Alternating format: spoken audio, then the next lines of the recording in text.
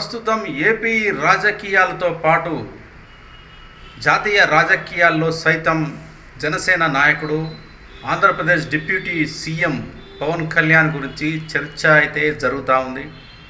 అయితే పవన్ కళ్యాణ్ మరి మోడీని ఆకర్షించడానికి జనసేన పార్టీని ఇంకా ముందుకు తీసుకెళ్లడానికి అనేక వ్యూహాలు అయితే రచిస్తున్నట్లయితే మనం ప్రస్తుత కాలంలో జరుగుతున్న రాజకీయ పరిణామాలు చూస్తే అర్థమవుతూ ఉంది.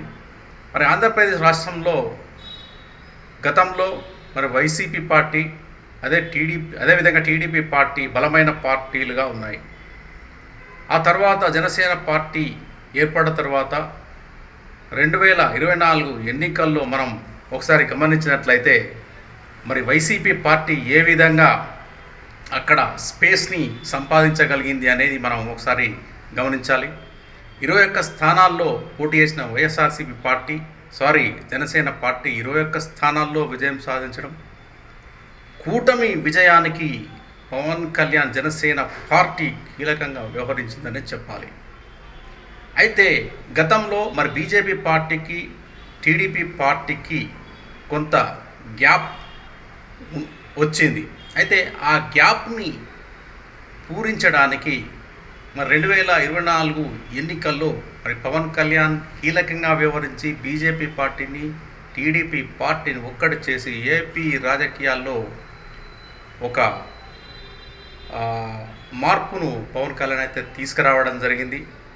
అయితే 2024 ఎన్నికల్లో 3 పార్టీలు జనసేన, టీడీపీ, బీజేపీ కలిసి కూటమిగా పోటీ చేయడం జరిగింది. ఈ ఎన్నికల్లో పవన్ కళ్యాణ్ చాలా కీలకంగా వ్యవహరించి కూటమి విజయానికి ఆయన పాటుపడడం జరిగింది. ఆ తర్వాత కాలంలో పవన్ కళ్యాణ్ డిప్యూటీ సీఎంగా మారడం జరిగింది. అయితే పవన్ కళ్యాణ్కు మోడీకి అంటే బీజేపీకి 2014 నుంచే మంచి స్నేహ సంబంధాలు ఉన్నాయి. మోడీ ప్రధానికి మంచి సన్నిహితుడిగా పేరైతే ఉంది. అయితే ఈ మధ్య మనం చూస్తూ ఉంటే పవన్ జాతీయ రాజకీయాల్లో కూడా చాలా పేరు సంపాదించుకోవడం జరిగింది. మహారాష్ట్ర ఎన్నికల్లో తెలుగువారు ఉండే ప్రాంతాల్లో పవన్ కళ్యాణ్ ప్రచారం చేయడం, మహారాష్ట్ర ఎన్నికల్లో బీజేపీ విజయం సాధించి ఫడ్నవీస్ అక్కడ ముఖ్యమంత్రి కావడం జరిగింది. ఇటీవల జరిగిన ఢిల్లీ ఎన్నికల్లో కూడా పవన్ తన వంతు సహాయాన్ని కూడా మరి బీజేపీకి అందించడం, ఆ విధంగా ఢిల్లీలో కూడా బీజేపీ విజయాన్ని సాధించడం, రేఖా గుప్తా అక్కడ సీఎంగా ఇప్పుడు ప్రతిష్ఠించారు.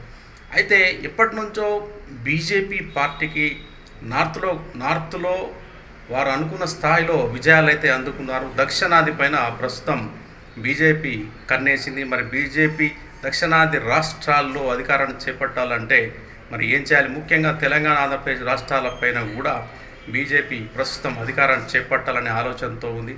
మరి ఏపీలో తన స్నేహితుడైన పవన్ కళ్యాణ్ని మరి ఆకర్షించుకోగలిగితే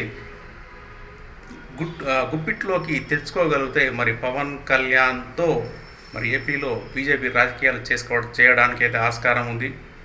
అందుకే మరి ఏ వేదిక మీదైనా సరే, ఆంధ్రప్రదేశ్కి వచ్చినా, ఢిల్లీకి వచ్చినా, మరే ఏ ఇతర వేదికల మీద అయినా సరే పవన్ కళ్యాణ్కు ప్రధాని నరేంద్ర మోడీ, బీజేపీ పార్టీ నాయకులు సముచిత స్థానాన్ని ఇవ్వడం మనం గమనిస్తున్నాం. అయితే ఈ మధ్యకాలంలో కూడా మనం చూస్తే పవన్ కళ్యాణ్ హిందూ భావజాలం గురించి, సనాతన ధర్మం గురించి, హిందూ ధర్మ పరిరక్షణ గురించి మరి పవన్ కళ్యాణ్ మాట్లాడడం మనం గమనించాలి. ఇక్కడ ముఖ్యంగా మరి తిరుపతి తొక్కిసలాటలో మరి ఆ దుర్ఘటనలో కొంతమంది చనిపోవడం, టీడీపీ ప్రభుత్వం పైన, టీటీడీ అధికారుల పైన, టీటీడీ చైర్మన్ పైన ఆయన ఆగ్రహం వ్యక్తం చేయడం, ఇలాంటి అంశాలు. మరి గతంలో స్టాలిన్ కుమారుడు Udhayanidhi Stalin deputy chief minister అక్కడ, ఆయన కూడా సనాతన ధర్మం గురించి మరి ఆయన సనాతన ధర్మం పైన, మను ధర్మం పైన ఆయన విమర్శలు చేయడం జరిగింది.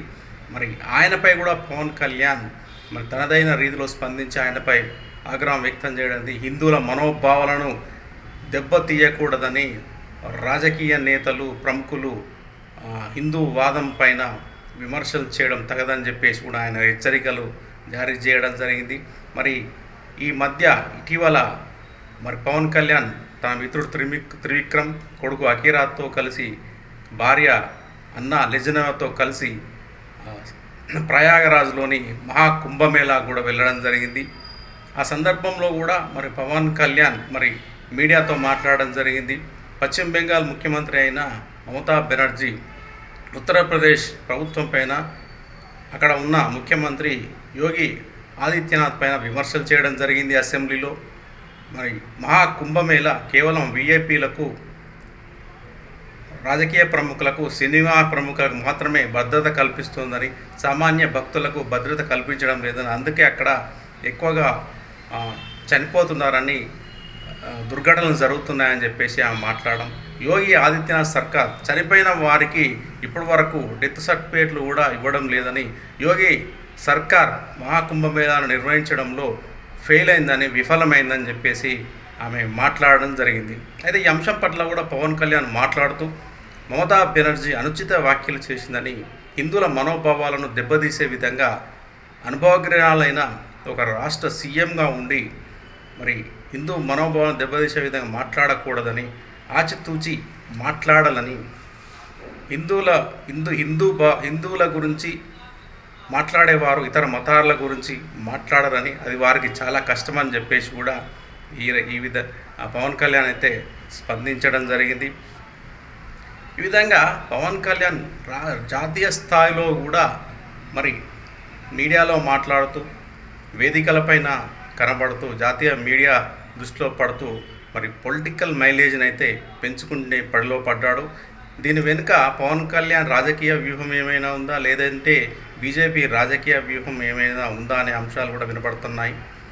ప్రస్తుతం మరి పవన్ కళ్యాణ్ మరి ఏపీ రాజకీయాల్లో మరి ఎలాంటి పరిణామాలు ఆయన ద్వారా వచ్చే అవకాశం ఉన్నాయి, భవిష్యత్తులో ఆయన ఒంటరిగా పోటీ చేస్తే గెలిచే అవకాశం ఉందా, లేదంటే బీజేపీతో పొట్టు పెట్టుకొని ముఖ్యమంత్రి అయ్యే అవకాశం ఉందా, లేదంటే టీడీపీతో షేర్ చేసుకొని ముఖ్యమంత్రి అయ్యే అవకాశం ఉందా అనే అంశాలు కూడా ప్రస్తుతం చర్చ జరుగుతూ ఉన్నాయి.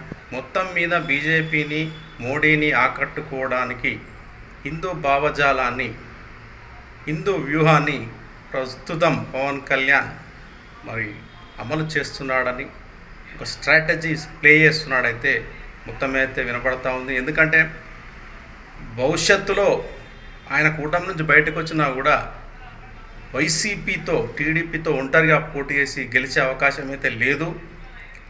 ఎందుకంటే మరి ఆర్థిక పరిస్థితులు చూసుకున్న జనసేన పార్టీకి, ఆ తర్వాత నాయకులు తీసుకున్న అంతగా లేరు కాబట్టి టీడీపీతో కానీ బీజేపీతో కానీ పొత్తు పెట్టుకుంటే ఆ క్రమంలో ముఖ్యమంత్రి అయ్యే అవకాశం ఉంది అన్న అంశాలు ప్రస్తుతం చర్చకైతే రావడం జరిగింది. మొత్తం మీద అయితే పవన్ కళ్యాణ్ తన ఆధ్యాత్మిక వస్త్రధారణతో మహాకుంభమేళాకి వెళ్ళడం, అకీరాతో కలిసి తమిళనాడులోని తిరువనంతపురం, కొచ్చి దేవాలయాలను సందర్శించడం లాంటి అంశాలైతే ప్రస్తుతం రాజకీయ వర్గాల్లో చర్చ వచ్చి రావడం జరిగింది. చూద్దాం మరి భవిష్యత్తులో మరి పవన్ కళ్యాణ్ బీజేపీతో కలిపి తను రాజకీయ అడుగులు వేస్తాడా, టీడీపీతో కలిసి ఉంటాడా, లేదంటే ఈ 4 సంవత్సరాల్లో జనసేన పార్టీని మరింత ముందుకు తీసుకెళ్ళి అభివృద్ధి పదంలోకి తీసుకెళ్ళి